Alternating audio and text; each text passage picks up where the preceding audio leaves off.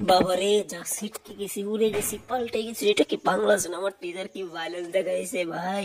সালমান খানের সিকান্দারের টিজার থেকে বলে 400 কোটি বাজেটের সিনেমার থেকেও নাকি আমাদের এই 15 কোটি টাকা বরবাদের টিজার সেই হয়েছে ভাই। একদম মাথা নষ্ট একেবারে, পুরা জমাই দিয়েছে শাকিব খান। এবং যিশু সেনগুপ্তকে দেখা গেছে আর ফিউচার আর শাস্তের লোক যেটা যেটা ছিল ভাই, পুরাই মাথা নষ্ট করা। কি বলবো ভাই, বলার আর ভাষা নাই। বলতে বলতে কি হয়ে গেল। হাই সুবহানাল্লাহ।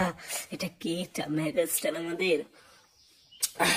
এটা লাইভ রিয়াকশন করছি না, যদিও কপিরাইটের ইস্যুর কারণে, আর এখনো ফেস দেখাচ্ছি না।